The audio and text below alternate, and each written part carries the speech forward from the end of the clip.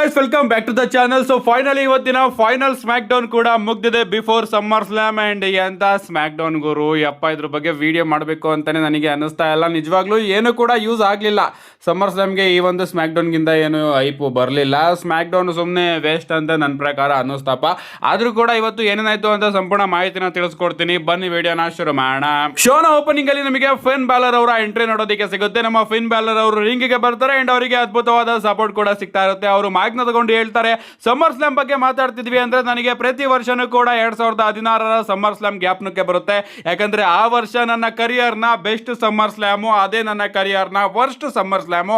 ಯಾಕಂದ್ರೆ ಅಲ್ಲೂ ನಾನು ಚಾಂಪಿಯನ್ ಆದೆ ಅಂಡ್ ಅದಾದ್ಮೇಲೆ ನಾನು ನನ್ನ ಚಾಂಪಿಯನ್ಶಿಪ್ನ ರಿಲಿಂಕ್ವಿಶ್ ಮಾಡಿದೆ. ಬಟ್ ಈಗ ನನಗೆ ಮತ್ತೊಮ್ಮೆ ಅವಕಾಶ ಸಿಕ್ಕಿದೆ. 10 ವರ್ಷ ನಾನು ಸ್ಕ್ರಾಚ್ ಮಾಡಿಕೊಂಡು ಇಲ್ಲಿ ತನಕ ಬಂದಿದ್ದೀನಿ ಅಂಡ್ ಈಗ ಆ ಒಂದು ಅವಕಾಶನ ನಾನು ಗ್ರಾಬ್ ಮಾಡ್ಕೋತೀನಿ ಅಂತ ಹೇಳ್ತಾರೆ. ಸಡನ್ ಆಗಿ ನಮಗೆ ಸ್ಯಾಮಿ ಝೈನ್ ಅವರ ಎಂಟ್ರಿ ನೋಡೋದಕ್ಕೆ ಸಿಗುತ್ತೆ. ನಮ್ಮ ಸ್ಯಾಮಿ ಝೈನ್ ಅವರು ಬಂದು ಅದೇ ಅವರ ವಿಚಾರನ ಹೇಳ್ತಾ ಇರ್ತಾರೆ. ನಿಜವಾಗ್ಲೂ 4 ವಾರಗಳ ಹಿಂದೆ ನಾನು ಇಲ್ಲಿ ಅನ್ಡಿಸ್ಪ್ಯೂಟೆಡ್ WWE ಚಾಂಪಿಯನ್ ಆಗಿದ್ದೆ. ಈ ಒಂದು ನಂಬರ್ 1 ಕಂಟೆಂಡರ್ ಮ್ಯಾಚು ಆಗಲೇಬಾರ್ದು, ಡೈರೆಕ್ಟ್ ಆಗಿ ನಾನು ಟ್ರಿಪಲ್ ಥ್ರೆಡ್ ಮ್ಯಾಚ್ಗೆ ಕನ್ವರ್ಟ್ ಮಾಡಬೇಕಾಗಿತ್ತು.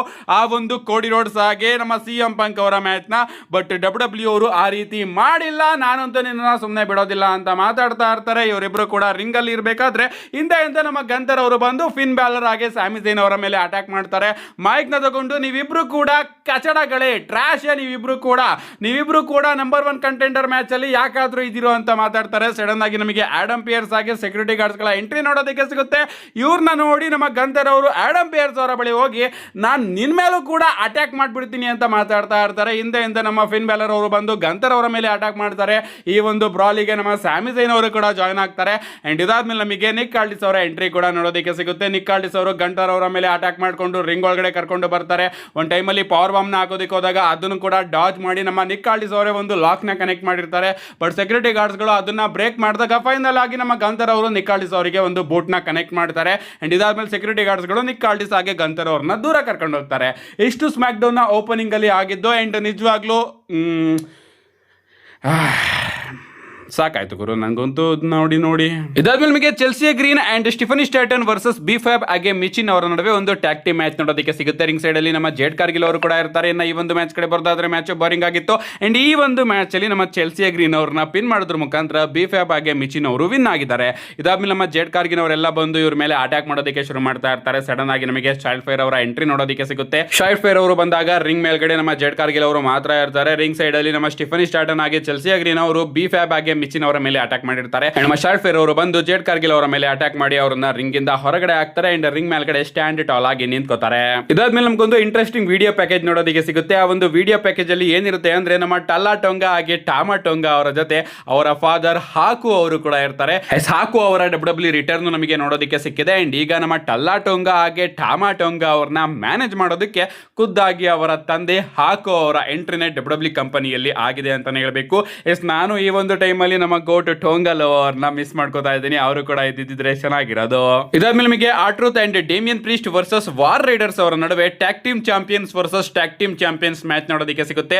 Triple A tag team championship ಕೂಡ ಆನ್ ದ ಲೈನ್ ಇರುತ್ತೆ. ಅಂಡ್ ಈ ಕಡೆ WWE ಟ್ಯಾಗ್ ಟೀಮ್ ಚಾಂಪಿಯನ್ಶಿಪ್ ಕೂಡ ಆನ್ ದ ಲೈನ್ ಇರುತ್ತೆ. ಮ್ಯಾಚ್ ಕಡೆ ಬರೋದಾದ್ರೆ ಮ್ಯಾಚ್ ಡಿಸೆಂಟ್ ಆಗಿತ್ತು. ಅಂಡ್ ಈ ಒಂದು ಮ್ಯಾಚ್ ಅಲ್ಲಿ ವಾರ್ ರೈಡರ್ಸ್ ಹಾಗೆ ನಮ್ಮ ಡೇಮಿಯನ್ ಪ್ರೀಸ್ಟ್ ಇಬ್ರು ಕೂಡ ರೆಫ್ರಿನ ಎಳ್ದಾಡ್ಬಿಡ್ತಾರೆ. ಅಂಡ್ ಅದಕ್ಕೋಸ್ಕರ ರೆಫ್ರಿ ಒಂದು ಮ್ಯಾಚ್ ನ ಡಿಸ್ಕ್ವಾಲಿಫಿಕೇಶನ್ ಇಂದ ಎಂಡ್ ಮಾಡ್ತಾರೆ. ಇದಾದ್ಮೇಲೆ ಇವರ ನಡುವೆ ಬ್ರಾಲ್ ಕಂಟಿನ್ಯೂ ಆಗ್ತಾ ಇರುತ್ತೆ. ಅಂಡ್ ಈ ಒಂದು ಬ್ರಾಲ್ ನ ಜಾಯ್ನ್ ಆಗೋದಕ್ಕೆ ನಮ್ಮ ಟಲ್ಲಾ ಟೊಂಗಾ ಹಾಗೆ ಟಾಮಾ ಟೊಂಗಾ ಅವರ ಎಂಟ್ರಿ ನೋಡೋದಕ್ಕೆ ಸಿಗುತ್ತೆ.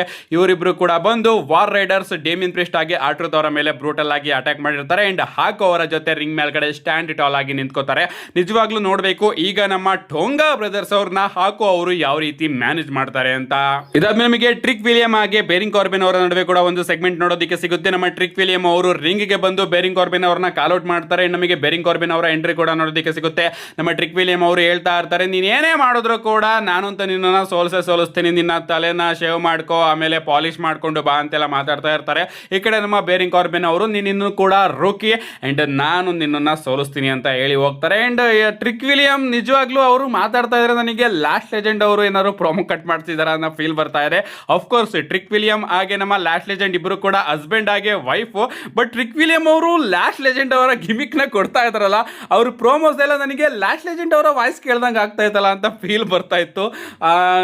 ಅಷ್ಟೇ ಇಂಟ್ರೆಸ್ಟಿಂಗ್ ಆಗಿಲ್ಲ ನಾನು ಈ ಒಂದು ಸೆಗ್ಮೆಂಟು ಹಾಗೆ ಈ ಒಂದು ಮ್ಯಾಚಲ್ಲೂ ಕೂಡ. ಇದಾದ್ಮೇಲೆ ನಮಗೆ JD ಮ್ಯಾಕ್ಡೋನಾಲ್ಡ್ ಹಾಗೆ ರೇ ಫಿನಿಕ್ಸ್ ಅವರ ನಡುವೆ AAA ಕ್ರೂಸರ್ವೇಟ್ ಚಾಂಪಿಯನ್ಶಿಪ್ಗೂ ಕೂಡ ಒಂದು ಸಿಂಗಲ್ಸ್ ಮ್ಯಾಚ್ ನೋಡೋದಕ್ಕೆ ಸಿಗುತ್ತೆ. ಅಫ್ಕೋರ್ಸ್ ಟೈಮ್ನ ಫಿಲ್ ಮಾಡೋದಕ್ಕೆ ಯಾವ ಸ್ಮ್ಯಾಕ್ಡೌನ್ಗೆ ಕೇವಲ 2 ಗಂಟೆ ಟೈಮ್ ಇದೆಯೋ ಅದರಲ್ಲೂ ಕೂಡ ಟೈಮ್ನ ಫಿಲ್ ಮಾಡೋದಕ್ಕೆ WWE ಅವರು ಈ ರೀತಿ ಮ್ಯಾಚಸ್ಗಳನ್ನ ಮಾಡಿಸ್ತಾರೆ. ಅಂಡ್ ಅದರಲ್ಲೇ ಅರ್ಥ ಮಾಡ್ಕೊಳ್ಳಿ ಸ್ಟೋರಿ ಲೈನ್ನ ಯಾವ ರೀತಿ ಅವರು ತಗೊಂಡು ಹೋಗ್ತಾ ಇದ್ದಾರೆ ಅಂತ. ಅಂಡ್ ಈ ಒಂದು ಮ್ಯಾಚ್ ಅಲ್ಲಿ ನಮ್ಮ ರೇ ಫಿನಿಕ್ಸ್ ಅವರು ತಮ್ಮ ಚಾಂಪಿಯನ್ಶಿಪ್ ನ ರಿಟೈನ್ ಮಾಡ್ಕೊಂಡಿದ್ದಾರೆ. ಇದಾದ್ಮೇಲೆ ನಮಗೆ ಲಾಸ್ಟ್ ಲೆಜೆಂಡ್ ಆಗಿ ಜೂಲಿಯಾ ಅವರ ನಡುವೆ ಇಂಟಮ್ WWE ವಿಮೆನ್ಸ್ ಚಾಂಪಿಯನ್ಶಿಪ್ ನ ಲ್ಯಾಡರ್ ಮ್ಯಾಚ್ ಗೆ ಒಂದು ಕ್ವಾಲಿಫೈಯಿಂಗ್ ಮ್ಯಾಚ್ ನೋಡೋದಕ್ಕೆ ಸಿಗುತ್ತೆ. ಇನ್ನ ಈ ಒಂದು ಮ್ಯಾಚ್ ಕಡೆ ಬರೋದಾದ್ರೆ ಮ್ಯಾಚ್ ಬೇಗನೆ ಮುಗಿದೋಗುತ್ತೆ. ನಮ್ಮ ಲಾಸ್ಟ್ ಲೆಜೆಂಡ್ ಅವರು ಈ ಒಂದು ಮ್ಯಾಚ್ ಅಲ್ಲಿ ಜೂಲಿಯಾ ಅವ್ರನ್ನ ಪಿನ್ ಮಾಡೋದ್ರ ಮುಖಾಂತರ ಅವರು ಈಗ ಸಮ್ಮರ್ ಸ್ಲಾಮ್ ನ ಒಂದು ಲ್ಯಾಡರ್ ಮ್ಯಾಚ್ ಗೆ ಕ್ವಾಲಿಫೈ ಆಗಿದ್ದಾರೆ.